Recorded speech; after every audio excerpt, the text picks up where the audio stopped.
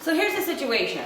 This is my lab, and the only reason I'm here is because I'm essential personnel. So I don't want to be here as much as you don't want to be here. I'd rather be sitting at home watching movies. Oh wait, you are at home watching movies. So the point is that I am just the grumpy, dark lab assistant, and you're not going to ask me any questions when you're in my lab. I'm going to take you around the lab, and I'm going to show you the models, and you're just going to learn them, and that's it. If you have any questions, those go to your teacher. She has some discussion board for you. Some teachers helping students succeed discussion board. If you've got any questions, that's where they go. It's not for me, buddy. I'm just here. All right, Alex is going to help us first with our upper respiratory system. So here we have the nose, which has our nostrils, the external nares. So this is your nasal cartilages, which are hyaline cartilage. Your nasal bones are up here. In here we have our inferior, middle, and superior nasal concha that are surrounded in your nasal mucosa. Those cells are pseudostratified ciliated columnar epithelial cells that have those cilia to beat the mucus and propel it back to the pharynx where you can swallow it, because then if we swallow it, we can deal with any debris or potential pathogens that were introduced with the hydrochloric acid in our stomach.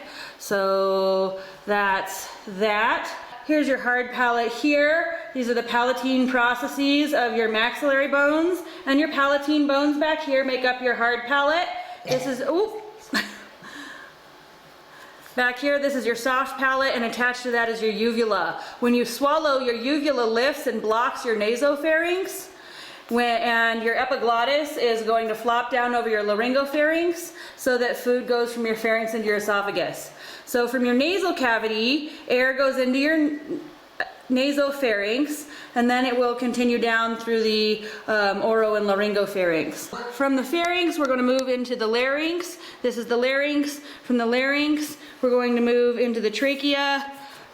If we look out here on this model, we can see our respiratory diaphragm is right here. So this is our prime muscle of inspiration, and when it contracts again, it's going to push down on your abdominal organs and out on your thorax, increasing intrapulmonary volume and decreasing intrapulmonary pressure. If we look here, we can see the right lung has a superior, middle, and inferior lobe. This is called the horizontal fissure. This is called the oblique fissure. Our left lung has a superior and inferior lobe separated by the oblique fissure.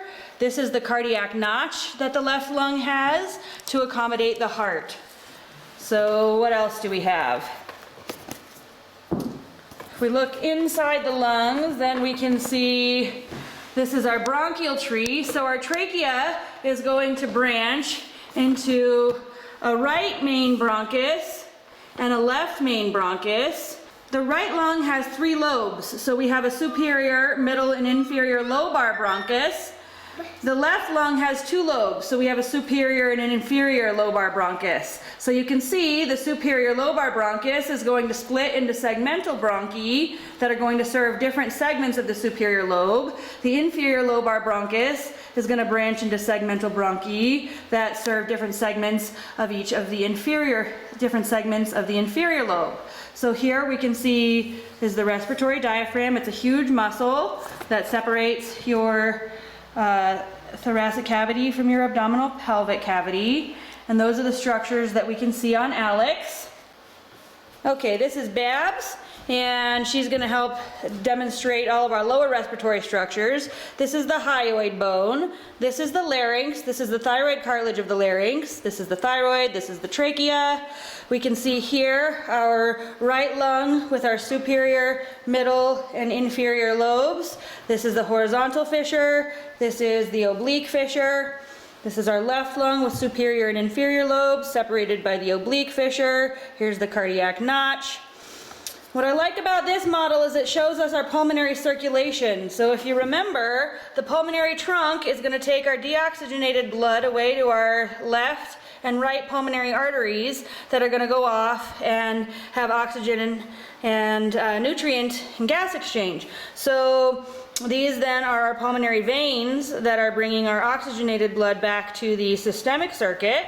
Over here again we can see our left main bronchus is branching into a superior and inferior lobar bronchus.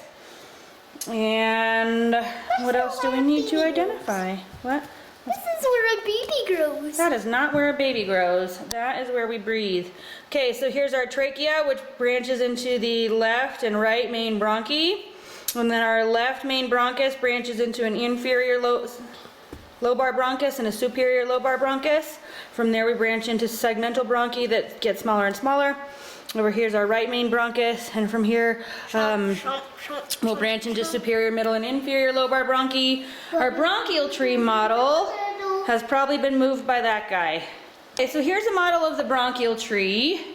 And what we can see is the trachea here with our C-shaped tracheal cartilages. That's hyaline cartilage. In the trachea, we do not form a complete ring of cartilage because the esophagus has to pass back here, and sometimes food might need to go through and push in. So instead we have this muscle called the trachealis muscle back here. And what you can see is that we don't get full rings of cartilage until we really get down into some of our smaller bronchi. Our trachea is going to branch into your right and left main bronchi. So this is the right main bronchus, this is the left main bronchus, and then those are going to branch into and then those are going to branch into lobar bronchi that branch into these colored ones, the segmental bronchi. So this is the superior lobar bronchus for the right lung, the middle lobar bronchus for the right lung, and the inferior lobar bronchus for the right lung. Each of those lobar bronchi is going to split into segmental bronchi that you don't need to know the names of. On our left side of the bronchial tree, we have our left main bronchus, and then it splits into our superior lobar bronchus and inferior lobar bronchus that are then splitting into our segmental bronchi on the left side. And again, you don't need to know the names of all of those specifically. Just if I were to label one of these for the practical and say, what is this? You'd say it's the segmental bronchus. And the reason that I'm having all of these breathing problems at the moment is because of this guy. So that's what happens in coronavirus classroom. I like this model because it shows the pulmonary circuit really well. So you can see all of these blue vessels are actually arteries and arterioles, and all of the red vessels are all of our venules, they're small veins and medium veins that are going to lead back into our large pulmonary veins. So I could use this model as well, and you can see these are clear lungs. So this is my right lung with the superior, middle, and inferior lobes. Here's my respiratory diaphragm, very easy to see. I might use it for that. We can see the bronchial tree back here. So trachealis muscle, this is the trachea, my right main bronchus, left main bronchus, splitting into my lobar bronchi. So I'm gonna zoom in and show you that. Blue, arteries carrying deoxygenated blood. Red, veins carrying oxygenated blood, because this is the pulmonary circuit. Okay, last I have these two models of the larynx, and so when you swallow your food, it has to go down your esophagus, not down your respiratory tract. So in order to make sure that your respiratory tract gets protected, there's this thing called your epiglottis that flops down and covers your glottis of your larynx.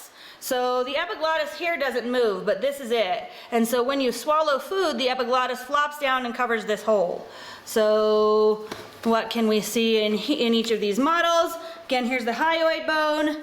This is the thyroid cartilage of the larynx. This is the cricoid cartilage of the larynx. This is the trachea, and these are tracheal cartilages. If I look back here, on the posterior side, I can see my epiglottis here, which is not hyaline cartilage like all of our cartilage rings. Does anybody remember what kind of cartilage the epiglottis is? It's elastic cartilage because it bounces back. It has the ability to be flexible but maintain its shape. So when you swallow, it flops down over your glottis to prevent food from going down your larynx. And then when you're not swallowing, it's up. And you can breathe. So in here, if we look back here, we have our corniculate and cuneiform cartilages. back here. And when you're like vibrating your vocal folds, so this slit right here in this region right here, this is the glottis. And when you vibrate your vocal folds, which are these guys, please move. When you vibrate your vocal folds, you produce sound. So this is one vocal fold, this is the other vocal fold, and air vibrates past them to produce sound. So when it's open, then air can flow out of the larynx and up into the upper respiratory tract. So you can see that air passes down through there into the trachea. So it's pretty cool. You vibrate those to make sound, and then you use the muscles in your lips and tongue to turn those sounds into words. I believe that is all that I have for you for the Respiratory Models Lab. Thank you, lovely assistant.